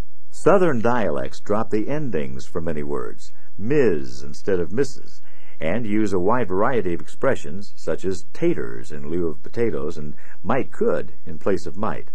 I might could do that if it paid enough. And Southern speakers are famous for saying you all, or even y'all instead of simply you. They say snap beans for green or string beans, and enjoy picture shows instead of movies or films. We should mention that American picture shows, as well as television, have spread various accents and dialects of American English worldwide. Linguists refer to registers. These are the various styles of speech people use in certain segments of society, formal or high, all the way to colloquial, vernacular, or low. In some cultures, the register, or formality or informality with which you speak to others, is of the greatest social importance. In other societies, it really doesn't matter whether you say hello, hi, hey man, or what's happening. In contrast to a dialect, which features not only unique pronunciations and stresses, along with a vocabulary all its own, an accent refers only to differences in pronunciation. There not only are national accents, there are regional and even local ones. Some people living in one neighborhood find it difficult to understand people who live just across town. That's why it's important, for maximum effectiveness, to speak standard American English. A dialect can proclaim someone's identity, their roots, their heritage, often proudly. But whenever your speech is not understood by the majority, by those who can hire you, promote you, become your new friend and sponsor, you have shut the door to opportunity. So true. The term ethnic identity refers to membership in a group with which one has ancestral links. In the vernacular, you're proud of where you came from, proud of your family, your ancestors, your people. Some people think that Americans should be free to speak whatever language they choose, while others believe that everyone should speak an accent and dialect-free form of American English. We take the middle ground. We believe that groups that maintain their customs and language contribute greatly to our society. On the other hand, we also believe very strongly that members of such groups should try to become multilingual, speaking relatively accent and dialect-free standard American English. Why? Because speaking the nearly universal language of business, aviation, finance, and science opens that door to opportunity and helps you to achieve many of the finer things in life. Now, let's talk about slang, vernacular, jargon, colloquial speech, street talk. Hey, man, that's like, so she goes hi, and I go hey, and then she goes, get my drift, and I go... Hold it, enough already. Yeah, cool it. Sometimes these terms, slang, vernacular, jargon, colloquial speech, street talk, are used interchangeably, but each has a specific definition. Slang, or argot, is a specialized vocabulary, usually used to disguise word meanings from those outside a particular group, lifestyle, or culture. Generally, it's constantly in a state of change, as its words and phrases slip into and are spoken by the mainstream of the populace. Frequently, once these terms are accepted into general usage, other words and phrases are coined to replace them. Originally, certain slang words were used by criminals and tramps to exclude others who might be listening. It was a sort of code designed to keep others from understanding exactly what the users of certain slang words were talking about. Vernacular refers to the speech mannerisms of the populace, the everyday speech of the people. These deviations from the mainstream have a time and place. Circumstances dictate the appropriateness of using slang or vernacular. Now, obviously, at a family get-together or during a game of basketball or touch football, an easygoing, less formal style of conversation is more acceptable than it would be in most office settings, meeting with clients, appearing in a courtroom, addressing a group of your colleagues, or making an important sales presentation to top executives. Jargon refers to certain terms or phrases which are most familiar to those who work in a particular trade or profession, such as advertising, law, healthcare, music, construction, science, aviation, and other specialties. Jargon serves as a sort of shorthand for communication within a certain field, discipline, or social groups. Such groups might include teenagers and secret societies. Throughout history, colorful additions to language have always been prized. In fact, in the United States during the 1920s, slang and vernacular expressions were particularly popular. They became a frequent element of the language, enlivened and liberated it. It's said that people actually read Walter Winchell's column. He was very famous then as a gossip columnist for the Hearst newspapers and was read by over 50 million Americans each week in order to learn the popular expressions of the day. It seems appropriate here to define colloquialism and street talk. Both are closely akin to vernacular speech, the normal spoken form of a language, except that both colloquial speech and street talk are very casual, informal vocabularies, peppered with slang that is frequently of the blue or profane variety. The rules of grammar are often gleefully abandoned. "You bet your bippy," a phrase once in vogue, illustrates the nonsensical nature of such speech. People have always looked to slang and jargon to prove that they are up to date, on top of current trends, with it. That's why young people often invent the slang and jargon that later enters dictionaries, and thus the mainstream of American English. In Walter Winchell's newspaper columns, people didn't just get married, they merged or got welded. They didn't have fun, they made whoopee. You drove a jalopy or a flivver, not a car. You were putting on the Ritz, not putting on airs and acting high class. In the 1950s, Americans were hip, down, or cool. Hip became more than a part of the body. In the 1960s in America, hippie talk was groovy as we dug sides, or listened to records, and laid back, relaxed, in our pads or cribs, apartments or houses. Popular music has always contributed color to language. Because all languages contain slang and jargon, the most difficult aspect of learning a foreign language is mastering its slang expressions. You believe that you're speaking a foreign language fluently. You've studied it. You've learned from a textbook and a teacher. But then you talk to someone on the street or in a restaurant who actually lives in that country, and you scarcely understand anything they say. They're using their vernacular, slang, street talk, or jargon. French was particularly difficult for me. I could barely understand the colloquialisms when I first spoke with native French people, although I'd studied French in high school and college for more than 7 years. People who are learning to speak a foreign language find that they tend to translate foreign slang and colloquialisms literally. That seldom works. Imagine hearing these expressions as a new English speaker. That legal document has teeth in it. He's long in the tooth. Never look a gift horse in the mouth. I fought tooth and nail for that promotion. Sink your teeth into that proposal tonight. Take a bite out of crime. Hey, you guys are sharks when it comes to shredding my proposal. That's a killer. She's a hoot. If I were a new speaker of English, I would understand few, if any, of these expressions. Remember, use colorful additions to the language at appropriate times. Everyone wants to fit in, to belong. Language is a bonding agent, a route to inclusion. Just make sure that you're able to turn colorful expressions on or off so that you can fit in every speech situation. Let's discuss vocal beauty, pleasing voices, and attractive vocal sound. What are the factors that make a person's voice beautiful or pleasing? Can those qualities be measured or viewed? Well, many researchers have tried. People's voices have been recorded on audio tape and sent to judges for opinions and for rankings. Which voice or voices were judged as most pleasing or beautiful? Well, first of all, our taste, our expectations are culturally formed.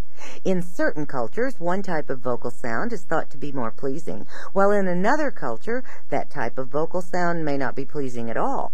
Second, certain acoustical properties which voices exhibit seem to make others perceive them as pleasing, melodious, easy to listen to, or effective. In many of the studies on vocal attractiveness or beauty, researchers discovered that energy, a positive tone, and clear or articulate speech were very important factors. Nearly all of the studies have ranked nasality as very unattractive. Breath management is a factor in vocal beauty. No one enjoys hearing a speaker whose voice is tiny or faint because of poor breath support or management. Also, a speaker who gasps for air or who breaks up phrases and sentences into small units of speech is judged as a poor and ineffective speaker. Speakers who consistently used high pitches were not judged favorably in most studies of beautiful voices. After centuries of elusive and vague rhetoric about the beauty of the human voice, we're finally able to measure and to actually see what makes a voice attractive to others. The spectrograph is a useful and fascinating tool for measuring the acoustical properties in speaking voices. A graph is printed out or viewed on a screen. You can actually see the acoustical properties of a speaking or a singing voice, sound into sight. Also, computers are revolutionizing our ability to analyze and to work with various aspects of the human voice. Computers now can be fitted with microphones, and voices can be analyzed by the computer. As vocal coaches, we now can actually analyze a speaker's voice on computer and send them home with a printout of their particular problems and with exercises to correct those problems.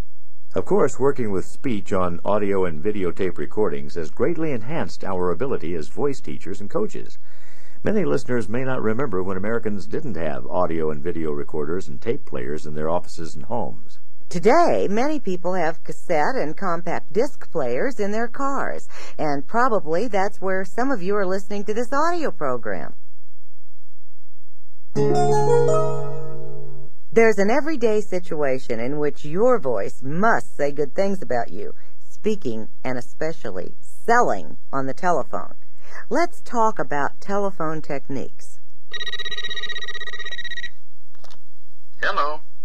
Oh, hello, John. How are you doing? How's your book coming? Oh, slowly, Hugh, slowly. Why do I do this to myself every year? You're a writer. That's what writers do. They write. Some phone conversations are informal, while others are more formal, businesslike. On the telephone, your voice is judged within 4 seconds. You are heard, but not seen. If you are talking to someone who knows you, a friend or family member, of course they know how you look. They're accustomed to the sound of your voice.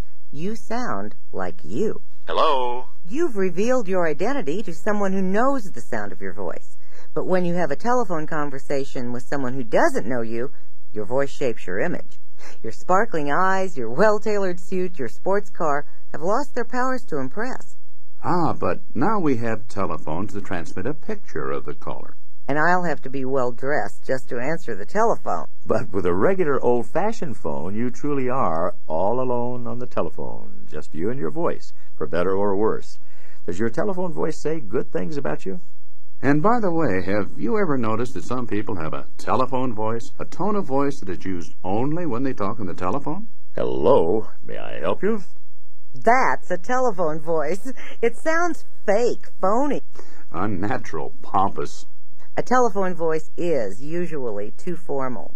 A pleasant telephone voice is warm, friendly. That magical inner smile shines through. Yet a degree of formality can be maintained when you're engaged in a business conversation. That inner smile is oh so important. Here's how you can determine if your voice has that important inner smile, and also here's a way that you can judge the friendliness of your telephone voice. Put a blank tape in your recorder. Say, "Hello, John. It's so good to hear from you. How are you?" Just speak in a natural tone of voice. Now, say that sentence once again. Record yourself. This time, smile. Really smile. Spread your lips into a big wide grin. Okay.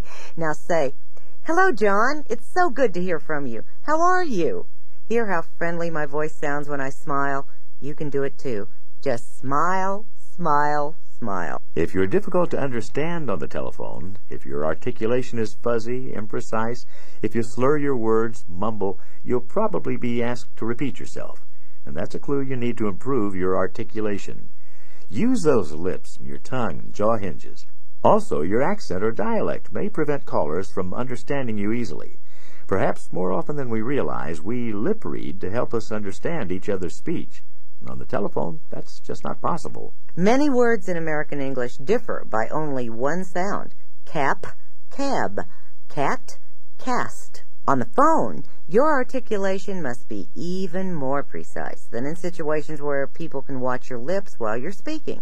If callers sometimes ask if they woke you up or if you're tired or had a rough day, your voice probably doesn't sound warm and friendly.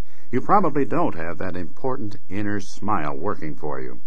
If your voice sounds lackluster, your telephone voice probably lacks expressiveness. Try changing pitches more regularly, like this. "Hello, it's good to hear from you." People do give us clues about our voices and how we sound in various situations, but oftentimes we don't listen. Listen. Now, there's an important word. Are you a motor mouth? Do you monopolize telephone conversations? Listen to the other person and then respond. A conversation has to be give and take. First you talk, then you listen. Many people don't follow the rules of conversation. Speak at a moderate rate of speed. Speaking too rapidly may lead callers to perceive you as nervous, unfocused, or manipulative. Speaking too slowly may lead others to judge you as lazy or disinterested. Hold the telephone receiver near your mouth, not resting on it, but not too far away. The telephone, like a microphone, works best just a few inches away from your lips. Move it farther, and sound does not project as effectively. The telephone is an integral part of everyone's life. Speaking effectively on the telephone should be one of your primary goals. This is the end of Side 1.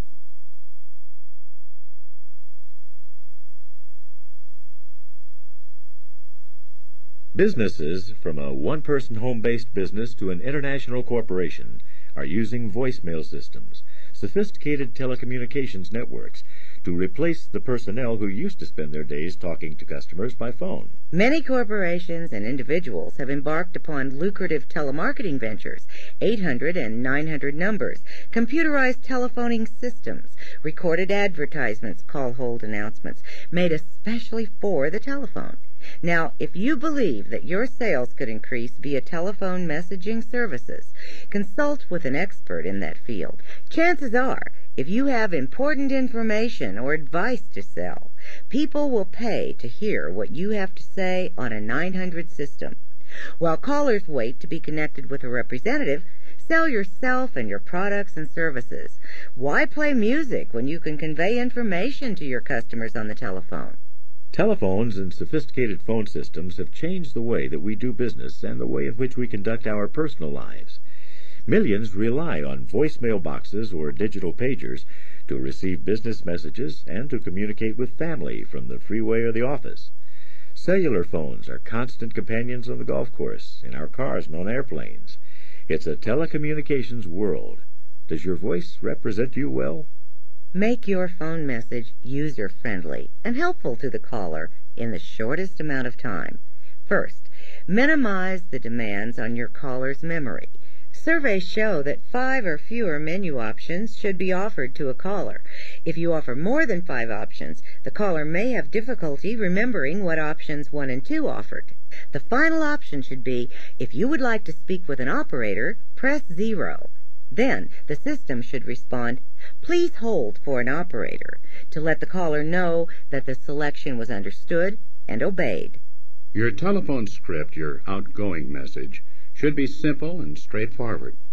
Thank you for calling ZWL Publishing Incorporated. If you know the extension of the person you're calling, press that extension number now. Press 2 for a complete listing of caller options. Press 0 for operator assistance. A bank's greeting to callers might direct them to the appropriate service representatives or department. If you'd like information regarding your checking or savings balance, press 1. If you're calling regarding a home loan, press 2, and so on. Remember, press 0 to speak with an operator should always be the final option offered. Your company's first menu option might be, if you'd like information on our products or would like to speak with a sales representative, press 1. This is a sales-oriented scripting option. In telephone sales, all messages should be brief, easily understandable, and easygoing, never hurried or harsh in manner. Whomever you choose to announce on your voice system should be chosen for the pleasant quality of their voice. The announcer should not sound shrill, high-pitched, whining, or nasal. Choose a friendly, warm, and inviting voice. Someone who sounds interested and enthusiastic about your business and about the customer. And by all means, the announcer should be easily understandable. By the way, if your business still uses real employees, live voices, to answer the telephones instead of recorded announcements, analyze those voices with a critical ear. Many businesses harm their chances for success by choosing people with ineffective telephone voices to represent them to the public. Remember, the image of your business begins on the telephone. And once an unfavorable image has been created, it's difficult to erase. In today's telecommunications age, we seldom meet a company's representatives face to face. Their voices create our impression of them instantly on the telephone. As your business grows and matures, your personal communications skills also must grow. Executives committed to maximizing their effectiveness know the value of speaking with power and style, in person and on the telephone. Develop your vocal skills so that you can participate fully in your company's success as its spokesperson. And one more thing. Make your home answering machine work for you, too. Keep the message brief and choose the family member whose voice represents you best. By the way, cute messages, jokes, music, your John Wayne impression, and your 2-year-old's darling voice grow old very quickly with repetition. Your home message center should be programmed to serve everyone in the household. It should reflect your family's image and should assist callers in reaching you personally just as quickly as possible. Never more than now has the job interview process been so important. With companies merging, downsizing, hiring temporary employees, and mass layoffs, now it's more difficult even to gain access to those who are conducting interviews and hiring, especially for the more desirable position. According to a recent article in the Harvard Review, the most valuable asset that an individual can offer a company is the ability to communicate well, in speaking or writing. These two communication skills are utilized increasingly in today's information and customer service-oriented businesses. People who don't speak particularly well, either in dealing with the public or in communicating with their colleagues and fellow workers, put themselves in jeopardy when attempting to close a sale, to receive a promotion, and to advance up the corporate ladder. Everyone pays attention and listens more closely when someone speaks in a confident, friendly, and articulate manner. These people generally are perceived as having stronger leadership skills. That's why it's all important in that first interview to come across not only as qualified for the job, but as someone with whom the interviewer and others within the company would enjoy working. You must convey to the interviewer that you are someone who will represent the company with a positive image to those outside the firm. Remember, you're actually auditioning those vital communication skills during your interview. Your prospective employer is sizing you up as you speak. He or she is critiquing you silently, listening to how well you phrase what you're saying, how effective your vocabulary is, how well modulated your voice sounds, even whether your conversation is focused and well thought out. After all, the interviewer's judgment and expertise in hiring is on the line. If for whatever reason you're hired and the job just doesn't work out, it can reflect on the interviewer. Remember, earlier we said that virtually all speech is persuasion. At a job interview, it's the toughest kind of sell, because you're selling you.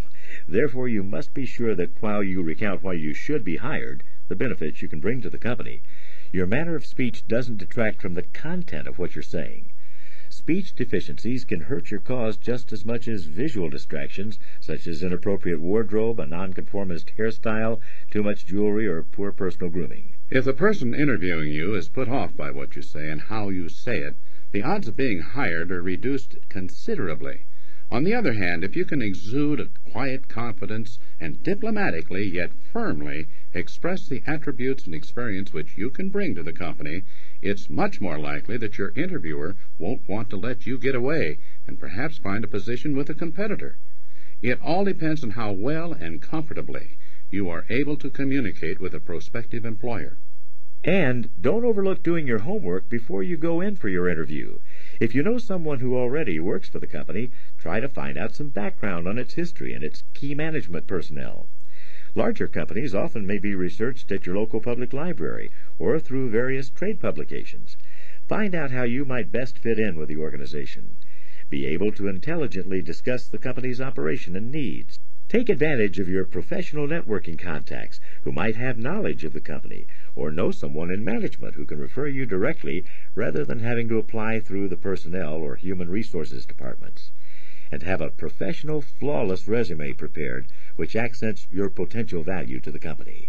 Above all, be aware that the in-person interview and how you conduct yourself and how you sound when you speak is increasingly the most important phase of winning that new job or promotion. Before the big day, rehearse your speech, recite your credentials, think about possible questions the interviewer might ask you. Remember, be succinct and clearly understandable. Sound pleasant, strong, not timid or scared. This rehearsal will greatly ease the tension, the nervousness that might arise on the day of the interview. You'll feel that you've done all this before because you have. Just before the interview, and do arrive early, relax your throat, shoulders, neck, breathe through your nose, take a few sips of water, sit quietly in a chair. When the interview begins, speak in a deeper voice than usual, but stay relaxed. Avoid letting your speech stray into higher pitches. Your voice will be more impressive at that lower pitch. You'll sound more confident, and you should be. You've rehearsed. Finally, picture yourself conversing with a friend, not an enemy. You'll feel yourself relax, and your confidence will grow as you begin to genuinely relate to your interviewer on a personal level. And remember, the first few times that you're interviewed are the most difficult. With experience, the interview process will become a piece of cake. Many policemen and women today find themselves visiting schools, churches, and community centers to do something that they probably never thought of as an important part of their duties, speaking in public. They speak to children and adults on the perils of drug use, on safety and personal security concerns, and about traffic laws. Their presentations are professional. They've received special training in these areas and in how to talk effectively about them. Parents who take their responsibility seriously speak out to the Parent Teachers Association, commenting on perceived educational problems and proposing solutions to them. The most effective of these speakers have studied the problems involved and have carefully prepared their presentations. Citizens who have concerns about problems in their communities participate in town meetings or address the city council to discuss those problems and persuade those in power to take the actions needed to solve those problems. It's interesting that in all these situations, the speakers bring both conviction and a degree of passion to their speaking. All of the people we've mentioned are to be congratulated on overcoming what many surveys have found to be the thing that most people fear most, speaking in public. In actuality, however, they have been engaged in the field of sales. If you work in sales, and who doesn't, as you grow in your occupation, you will certainly be called upon to speak to groups of people. Several people. Dozens of them. Hundreds, perhaps thousands. Sales? Business people? Oh, yes. Every business promotes a product or a service, sometimes an idea, and all of them need to be sold to someone. That's done in presentations that enlighten, inform, or persuade, and those presentations are made by the people active in those businesses. The methods used include printed advertisements, brochures, and flyers, radio and television commercials, and speaking to special interest groups of all kinds. So let's discuss public speaking. The main differences between an intimate conversation and a speech delivered before a group of people is that a speech is a one-way informational exchange, and that they take place in very different circumstances. Large audiences are unable to respond to the content of a speech except during a question-and-answer period following its conclusion. The ways to approach speech-making are very similar to those described earlier in preparing for a job interview. Preparation is the first absolute essential. Until you have achieved absolute mastery of the subjects about which you are asked to speak, and can, therefore, present that speech without much preparation, developing your subject is essential. That requires writing a script. Be methodical in that scripting. Begin with an outline. Be sure that your thoughts are set down in their proper sequence. Then, flesh it out. When you're satisfied that it is the final draft, rehearse it again and again until you know your subject cold. And now it's time to prepare for the actual performance. No matter how thoroughly you've prepared and rehearsed, you now have to decide how you'll handle the real presentation. You might memorize the entire speech. There are pitfalls in doing that. It requires extensive rehearsal well in advance of the speech date, and even then, memorized material can be elusive. You can also prepare an outline or a set of notes to keep yourself organized, but be careful that you don't actually read from them. There are a couple of other options. The text can be transcribed to a teleprompter, if that equipment is available, or you can make use of an ear prompter. The ear prompter is essentially a small tape recorder on which your speech is recorded and then played back to you as you're speaking using a small earphone. Let's talk about other equipment that can be involved. Certainly a microphone of some kind will be available. If it is mounted on the lectern, it will restrict your freedom of movement. Preferably, the microphone should be handheld and wireless. In either case, remember that 4 inches from your mouth is about the right distance. And, of course, all that we've said earlier about voice and speech will apply. You may decide that you'll use an overhead projector or photographic slides to emphasize the points you will make. If so, double-check well before you're scheduled to begin that your slides are properly sequenced, that all the equipment works, and that whomever will operate that equipment is completely briefed. Remember, too, that it is usually a cardinal sin to turn your back on the audience and read from a slide. It may be necessary, if you're projecting a graph of some kind, to point to the items you're discussing. If you're using overhead projection, point to the transparency itself, not to the projected image. In the case of projected photographs, the most desirable pointer is a laser pointer. It's obviously important that you dress appropriately for the occasion.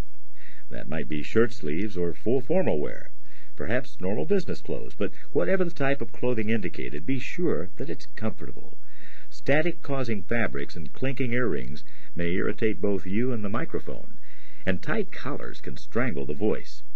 By the way, there's another speech venue that will be used more and more frequently in the future, the teleconference. If you're called upon to announce a new corporate endeavor to a worldwide audience, all of the above applies, but now you're on camera as well. So you see, public speaking is or can be more than simply scripting and delivering an outstanding speech. It's conceivable that the prospect could make you more than a little nervous about it all. If so, you're not unique in that regard. The most experienced performers admit to stage fright before they take the stage.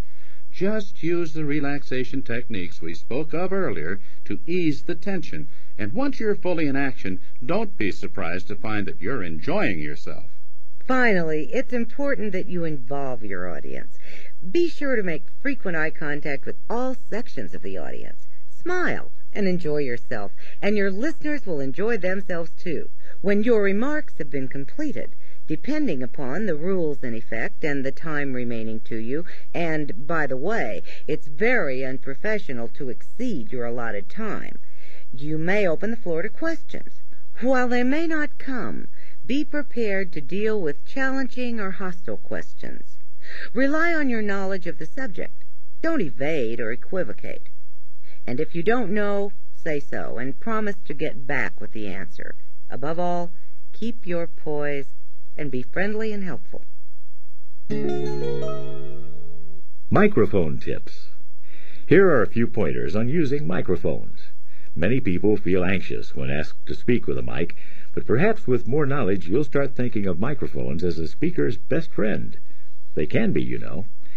Never blow into a microphone or clap your hands to test its volume level. Speak into it. Follow directions when you're fortunate enough to be guided by an audio engineer or sound technician in a recording studio or on a soundstage. Ask questions. This is your chance to work with professionals and to learn from them. Plosive consonants, especially the P sound, p, can be troublesome. Speak across the microphone instead of directly into the front of it. The plosive will then be less likely to make a thumping or bumping noise.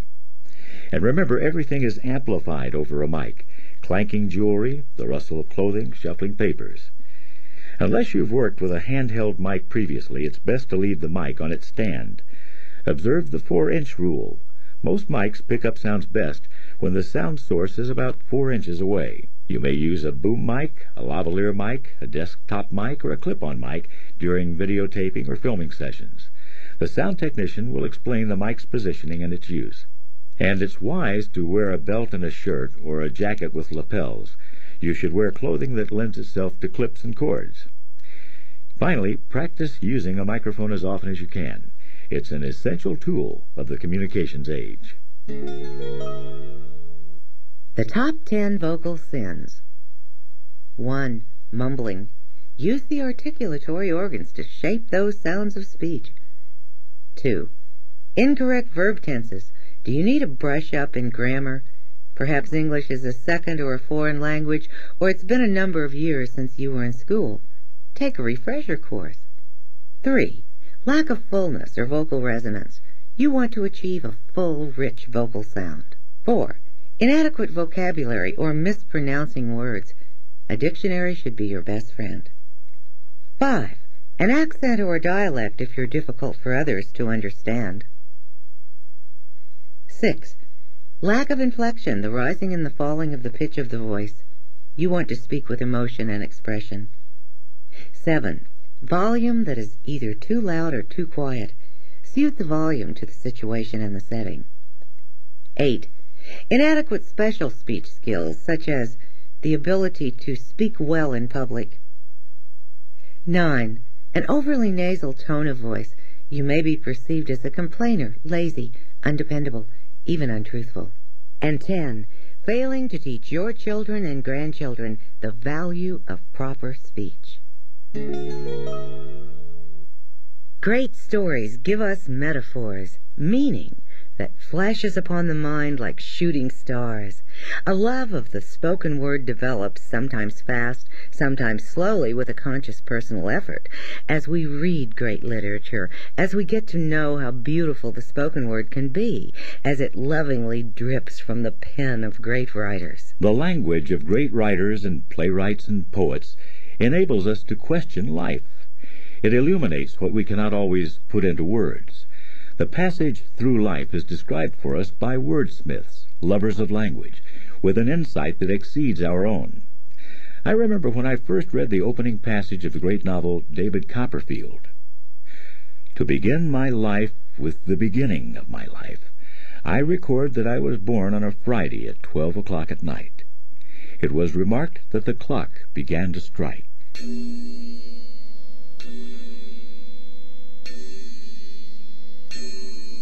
And I began to cry simultaneously. I've read that passage aloud to many students. Their faces shone with rapt attention as the words electrified them. I suspect many had never heard passages from great novels read aloud before I treated them to that great sensation. It's important to convey the degree of seriousness of the material you're reading to your listeners, that you consciously adapt the sound and flavor of your voice to the text you're reading. Contrast the sound of Hugh's voice on the earlier Charles Dickens narrative, appropriately keyed to the classic literature text, to this lighter material from Steve Allen's definitive book on American comedy and comedians, The Funny Men. This is from a passage Mr. Allen writes about the comedy techniques and delivery of comedian Steve Martin. It's light, whimsical material, and Hugh suits his vocal attitude to Allen's words and the subject topic. The year winter lasted 9 minutes. Well, we were all set for a long winter. We got the wood out, we got the animals barned up. It was the last of November, and we felt winter coming, and suddenly we saw the storm start to hit, and it was fierce. We rushed inside and got the fire going, and Ma started some broth, and then about 9 minutes later, it was spring. Dangest thing I ever saw. There we were, standing outside in our mufflers and sheepskin coats, seeing the birds chirping and the flowers blooming, and it was about 90 degrees. Then we all just looked at each other for about 2 weeks. There's a strangely youthful rather than adult orientation to all this, an almost naive playfulness. In their book, Steve Martin, Greg Lindbergh and Randy Skretbat refer to Martin's early childhood infatuation with films, the starting point of an eventual concentration on professional comedy.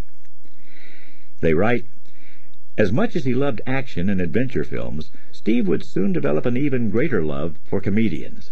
His favorites were Jerry Lewis, Laurel and Hardy, Jack Benny, Harry Langdon, Abbott and Costello, and Red Skelton. Again, he wanted to share his enthrallment. By the age of 5, I was entertaining, he remembers. I'd watch the skits on the Red Skelton Show, memorize them, and then go to school and perform them during show and tell. Other television comics that had a profound effect upon Steve Martin were Jackie Gleason and Steve Allen. Allen's Sunday night TV show was the greatest, he says fondly. He'd do anything on that show. I remember one time I tuned in and he was a human tea bag. The guys kept dunking him in this big thing of water and throwing in lemons after him. Learning to read and the sorts of activities that take place in the home that involve reading and talking influence a child's literacy levels. They mold a child's ability to use words and encourage the child to love language, written and spoken. Poetry and the images conveyed through literature of all kinds are the animated record of the soul, the spirit, the mind, and the heart. But all too often we hear little more than the day's popular slang, catchwords, jargon, dull, dry, unimaginative conversations and speeches that lack fervor, gusto. They don't move us. They merely numb us or completely silence us. Language is often used without power, without its inherent beauty. It doesn't startle. It only conveys the mundane, and that's not enough. No, it's not enough. Each word we use can present a picture to the mind. These pictures are like beloved family snapshots. From the wonderful children's literature penned by Dr. Seuss to the astounding artistry of Dickens, Shakespeare, F. Scott Fitzgerald, Maya Angelou, James Michener, Robert Louis Stevenson, Ernest Hemingway, Sylvia Plath, Elizabeth Barrett Browning, Gertrude Stein, Tolstoy, Chekhov. The list is very long. Add your own favorites to this brief list. The point is, read aloud at every opportunity. And tape record your readings. Play back the tape, and then read the passage again. Add extra fervor, interest, expression, vitality. You'll expand your vocabulary, too, as you read the words of great writers and hear their sounds. You'll start to understand the inner meanings of those passages as never before. Work at your school's radio station. Read for the blind. Get involved in your public library's story hours. Volunteer as a reader at your church or synagogue. Reading the Bible and other great religious literature aloud always sounds intriguing and beautiful. If you're a writer yourself, read your works aloud at every opportunity. Take part in poets and writers' forums. Read at coffeehouse presentations. Community theater and talent showcases can provide these important opportunities to emote. Just do it. Language points to reality like a mute, gesturing at the unnameable. Language is fragile, always at risk of extinction. It penetrates mysteries, spreads the news, expresses the feelings of the psyche, the spirit, the mind, and the soul. Language can galvanize, arouse, excite, disturb, provoke, mesmerize. It can erase limitations and unite us in understanding. I recall the excitement I felt reading great novelists and poets as a child. Their words still heal me, comfort me, ring out with truth. The literature of imagination engages us, instructs us, and reinforces what we already know. The poet does not directly address his neighbors, but addresses a great congress of persons who dwell at the back of the mind, a congress of all those who have taught him and whom he has admired. Dr. Richard Wilbur said that when he accepted the National Book Award in 1957. Nothing whips my blood like a verse. William Carlos Williams. I hold a beast, an angel, and a madman in me. Great words tell of someone straining to go beyond what he or she can do. Stephen Spender. We hope that we've excited your curiosity and strengthened your commitment to improving your speech. Indeed we do, Hugh. You, Betty, and I all have had a lifelong love of language, and in seeing that it's spoken properly. As each year goes by, we're somewhat saddened to note that so little attention is given in most schools to teaching young people proper speech skills and the value of these skills for the rest of their lives. But we're not discouraged, and we will continue to do all that we can to encourage everyone with whom we come in contact to help further our cause of keeping our native language alive.